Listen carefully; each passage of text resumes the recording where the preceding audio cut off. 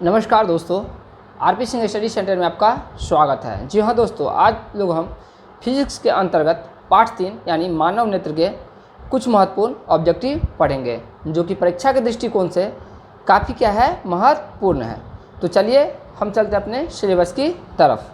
देखिए, मानव नेत्र का जो प्रश्न संख्या 1 है ऑब्जेक्टिव का, वह कह रहा है जो एक प्रिज्म में कितने सतहों से घिरा रहता है। मैंने कहने का मतलब एक प्रिज्म जो होता है कितने सतह से घिरा रहता है। तो देखिए, प्रिज्म जो होता है हमेशा 5 सतहों से घिरा होता है। कितना सतह से? 5। तो देखिए ऑप्शन में क्या दे रखा है।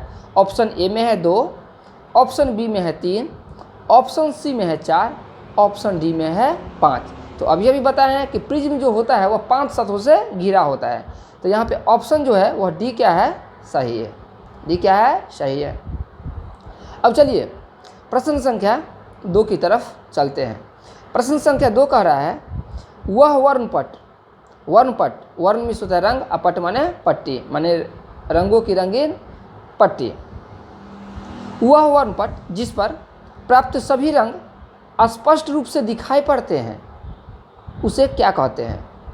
पहला शुद्ध वर्णपट, ऑप्शन बी अशुद्ध वर्णपट, option C spectrum, option D वर्णात। तो देखिए, वह वर्णपट जिस पर प्राप्त सभी रंग स्पष्ट रूप से दिखाई देते हैं। तो सीधी सी बात है, देखिए वर्णपट पर जो रंग होता है स्पष्ट रूप से अगर दिखाई देता है तो उसे हम शुद्ध वर्णपट कहते हैं। तो इसका क्या होगा, ऑप्शन ए क्या होगा, सही आंसर होगा, शुद्ध वर्णपट। प्रश्न संख्या 3 की तरफ चलते हैं। अगर आप चैनल पर नए हैं तो चैनल को सब्सक्राइब जरूर कीजिए, लाइक कीजिए, शेयर कीजिए और कमेंट भी जरूर कीजिए। प्रश्न संख्या 3 है खतरे के निशान के रूप में किस रंग का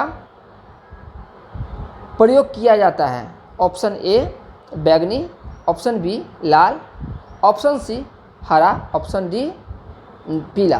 तो देखिए, आप रेलवे ट्रैफिक पे जाइएगा या कोई ट्रैफिक पे जाइएगा तो खतरे के चिन्ह के लिए हमेशा लाल रंग का ही प्रयोग किया जाता है, क्योंकि लाल रंग का तरंगदैर्घ्य जो होता है सबसे अधिक होता है और विचलन सबसे कम होता है। तो खतरे के निशान के रूप में किस रंग का प्रयोग किया जाता है, तो इसका जो सही आंसर होगा वह ऑप्शन बी लाल रंग का। इसे कभी भूलना नहीं है। एग्जाम तक क्या कीजिए, कॉपी फेयर कीजिए और बार बार क्या कीजिए, इसे रिवीजन कीजिए। प्रश्न संख्या 4 की तरफ चलते हैं। इंद्रधनुष का भीतरी हिस्सा, इंद्रधनुष यानी रेनबो, इंद्रधनुष का भीतरी हिस्सा किस रंग का होता है। तो देखिए, रेनबो को आप ठीक प्रकार से देखिएगा तो उसका जो भीतरी हिस्सा होता है वह बैगनी रंग का होता है। तो देखते हैं ऑप्शन में क्या क्या दे रखा है। ऑप्शन ए है लाल, ऑप्शन बी है बैगनी, ऑप्शन सी है पीला, ऑप्शन डी है हरा। तो इसका जो सही आंसर होगा वह होगा ऑप्शन बी बैगनी। क्या होगा, ऑप्शन बी यानी बैगनी। प्रश्न संख्या 5, प्रश्न संख्या 5 कह रहा है आइरिस के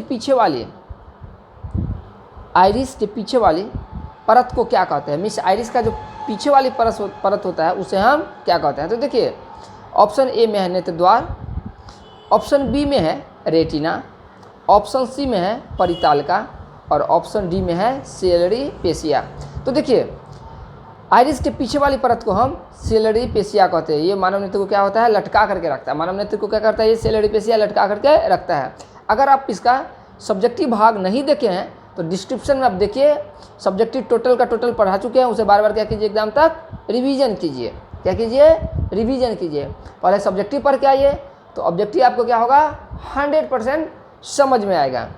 तो चलिए अब चलते हैं नेक्स्ट प्रश्न संख्या की तरफ। चलिए अब प्रश्न संख्या 6 की तरफ चलते हैं।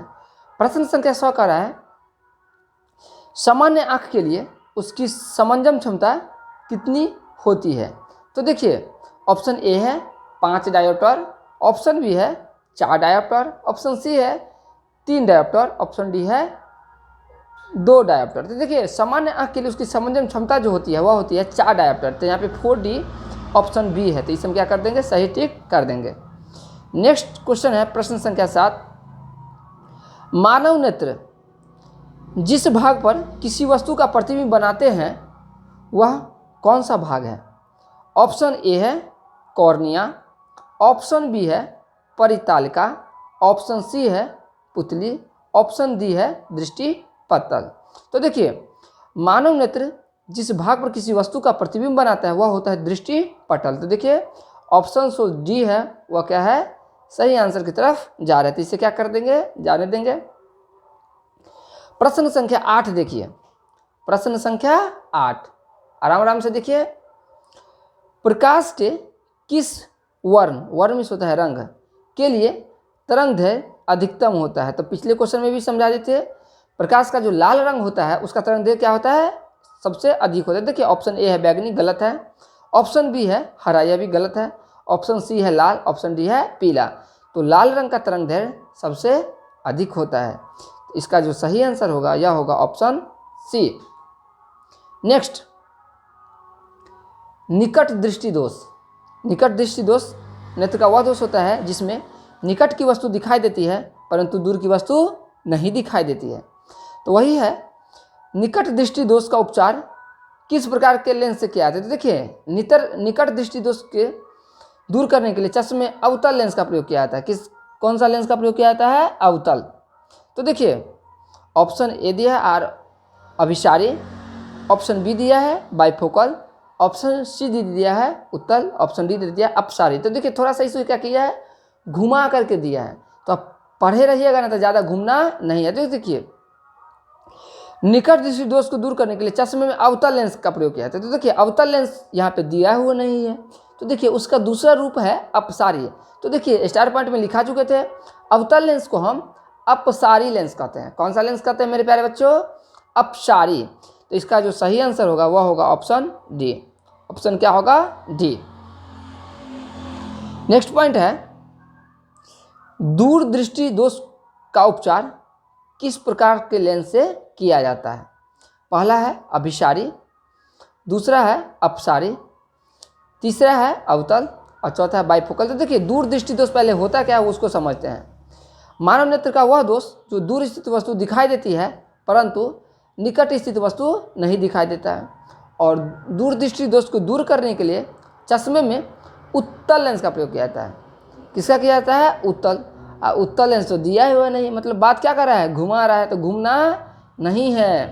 तो देखिए उत्तल लेंस को हम अभिसारी लेंस कहते हैं। तो देखिए गौर से यहाँ पे अभिसारी दिया हुआ है। तो इसका सही आंसर जो होगा क्या होगा? ऑप्शन ए होगा। 10वां का सही आंसर क्या होगा? अभिसारी लेंस होगा। अब हम जो नेक्स्ट प्रश्न है, प्रश्न संख्या वह है 11। और इसे बार बार क्या कीजिए, रिवीजन कीजिए, याद भी कीजिए और परीक्षा आने तक क्या कीजिए, फेयर कॉपी में जरूर लिखकर रिवीजन करिए। तो देखिए प्रश्न संख्या 11 क्या कह रहा है, सामान्य नेत्र के लिए स्पष्ट दर्शन की न्यूनतम दूरी कितनी होती है? तो देखिए इसका पहले अर्थ क्या कीजिए, आप समझिए। तो देखिए पहले शब्द का अर्थ समझिए, उसके बाद ऑब्जेक्टिव हल करते हैं। सामान्य नेत्र के लिए सुस्पष्ट दर्शन की न्यूनतम दूरी कितना होता है? देखिए स्पष्ट मीन्स होता है साफ साफ दिखाई देने वाला। तो हमारा जो सामान्य नेत्र यानी मानव का नेत्र जो होता है ना, वो 25 सेंटीमीटर से अधिक वाली वस्तु को स्पष्ट रूप से देखती है। अगर 25 सेंटीमीटर से कम होगा तो उसको नहीं देख पाएगा। उसको क्या होगा, प्रतिबिंब आप अपने कॉपी या किताब को आँख के पास ले जाइए और 25 सेंटीमीटर से निकट ले जाए, आपका कोई भी प्रतिबिंब नहीं बनेगा, उसमें स्पष्ट रूप से दिखाई नहीं देगा। तो देखिए अगला है 25 मीटर, अगला है 2.5 मीटर, अगला है 25 सेंटीमीटर और डी है 2.5 सेंटीमीटर। तो इसका जो सही आंसर होगा, स्पष्ट दर्शन की न्यूनतम दूरी होता है वह 25 सेंटीमीटर। तो ऑप्शन सी जो होगा इसका क्या होगा, सही आंसर होगा ऑप्शन सी। नेक्स्ट है प्रश्न संख्या 12। प्रश्न संख्या 12 कह रहा है, एक एंगस्ट्रॉन का मान क्या होता है? 10 के पावर -10 मीटर, ऑप्शन बी 10 के पावर -8 मीटर, ऑप्शन सी 10 के पावर -11 मीटर, ऑप्शन डी इनमें से कोई नहीं। तो इसका जो सही आंसर होगा, एक अंगस्ट्रम का जो मान होता है, ये याद रखने योग्य बातें हैं। तो एक अंगस्ट्रम का जो मान होता है 10 के पावर -10 मीटर। तो इसका जो सही आंसर होगा यह होगा ऑप्शन ए। कौन सा होगा? Option A. अब देखिए प्रश्न संख्या 13। प्रश्न संख्या 13 कह रहा है, जो नेत्र निकट स्थित वस्तु को साफ नहीं देख सकता है उस नेत्र में होता है। तो देखिए यानी दृष्टि दोष कह रहा है। देखिए क्वेश्चन को कितना घुमाया, आप घूमिएगा नहीं, सुनिए ना, ये हम प्रीवियस ईयर का क्वेश्चन लिए 2014 का लिए हैं, तो परीक्षा के दृष्टिकोण से काफ़ी क्या है, महत्वपूर्ण भी है। जो नेत्र निकट स्थित वस्तु को साफ नहीं देख पाता, यानी नेत्र जो है निकट स्थित वस्तु को नहीं देख रहा है, तो देखिए निकट दृष्टि दोष में निकट की वस्तु दिखाई देती है परंतु दूर की वस्तु दिखाई नहीं देती है। तो जो नेत्र निकट स्थित वस्तु को साफ रूप से नहीं दिखाई देती, यानी दूर दृष्टि दोष, दूर की वस्तु दिखाई देती है लेकिन निकट की वस्तु दिखाई नहीं देती है, तो उस नेत्र में कौन सा दोष होगा, तो सीधी सी बात है उस नेत्र में जो होगा ना दूर दृष्टि दोष होगा। ऑप्शन थोड़ा पढ़ लेते हैं, दूर दृष्टि दोष, निकट दृष्टि दोष, जरा दृष्टि दोष और वर्णाधीता। तो देखिए इसका जो सही आंसर होगा वह होगा ऑप्शन ए। नेक्स्ट पॉइंट है मेरा प्रश्न संख्या 14। प्रश्न संख्या 14, स्पेक्ट्रम द्वारा स्पेक्ट्रम प्राप्त करने के लिए किसका प्रयोग किया जाता है, कांच की सिल्ली का या अवतल दर्पण का या उत्तल लेंस का या प्रिज्म का। तो स्पेक्ट्रम देखिए, स्पेक्ट्रम क्या होता है, जब सूर्य के प्रकाश को या श्वेत प्रकाश किसी प्रिज्म से होकर गुजारते हैं तो उसको एक रंग दिखाने के लिए रंगीन पट्टी का प्रयोग किया जाता है जिसे हम स्पेक्ट्रम कहते हैं। तो देखिए सूर्य के प्रकाश को हम किस होकर गुजारते हैं, प्रिज्म होकर। तो ऑप्शन है कांच की सिल्ली, अवतल दर्पण, उत्तल दर्पण या प्रिज्म। तो इसका जो सही आंसर होगा वह होगा प्रिज्म। किस होकर गुजारते हैं मेरे प्यारे बच्चों, ऑप्शन डी, यानी प्रिज्म होकर गुजारते हैं।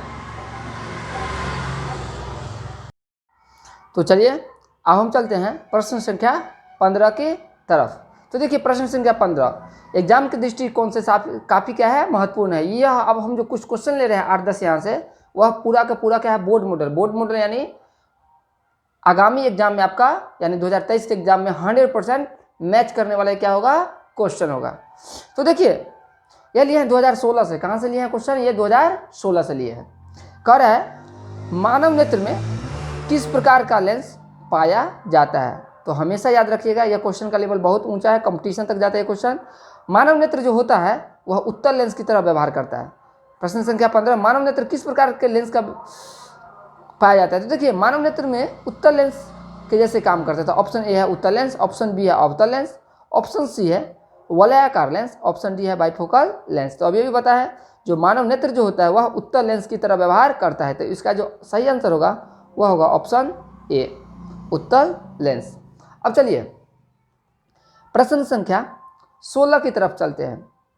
मानव नेत्र जिस भाग पर किसी वस्तु का प्रतिबिंब बनाता है वह क्या होता है। तो देखिए ये क्वेश्चन रिपीट है, इसे पहले भी बता चुके हैं। ऑप्शन ए है कॉर्निया, ऑप्शन बी है परितालिका, ऑप्शन सी है पुतली और ऑप्शन डी है दृष्टि पटल।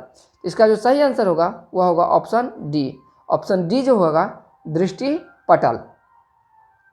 अब देखिए प्रश्न संख्या 17, किस दृष्टि दोष को अवतल और उत्तल दोनों लेंसों से बने द्विफोकली लेंस द्वारा संशोधित किया जाता है। यानी कौन सा ऐसा दोष होता है जिसको अवतल लेंस और उत्तल लेंस दोनों को मिला करके उपचार किया जाता है। तो देखिए उसको जो हम बोलते हैं उसे बोलते हैं जरा दृष्टि दोष या जरा दृष्टि दोष के बारे में बता दें। यह दोष करीब बुढ़ापे में होता है, 50 से प्लस आपका एज हो जाएगा तो आपको वस्तु को देखने में क्या होता है, काफ़ी कठिनाई होती है। तो ऑप्शन ए है निकट दृष्टि दोष, पूर्णतः क्या है, गलत है। ऑप्शन बी है दूर दृष्टि दोष, यह भी क्या है, गलत है। ऑप्शन सी है जरा दृष्टि दोष। तो देखिए जरा दृष्टि दोष यह 100% क्या है, सही है, 100% क्या है, सही है। तो हम लोग जो है ऑप्शन सी के साथ चलेंगे। अब चलिए प्रश्न संख्या 18। प्रश्न संख्या 18 जो कह रहा है नेत्र में यानी मानव नेत्र में प्रवेश करने वाली प्रकाश किरणों का अधिकांश अपवर्तन होता है। यानी नेत्र में जो प्रवेश करने वाली प्रकाश की किरणें होता है उसका अपवर्तन कहाँ होता है। तो ऑप्शन ए दे रखा है नेत्रोद अंतर पृष्ठ पर, यानी नेत्रोद के अंतर पृष्ठ पे। ऑप्शन बी है अभिनेत्र के अंतरा पृष्ठ पे। ऑप्शन सी है कॉर्निया के बाहरी पृष्ठ पर। ऑप्शन डी है इनमें से कोई नहीं। तो इसका जो सही आंसर होगा वह होगा ऑप्शन सी, कॉर्निया के बाहरी पृष्ठ पर। कौन सा होगा, कॉर्निया के बाहरी पृष्ठ पर।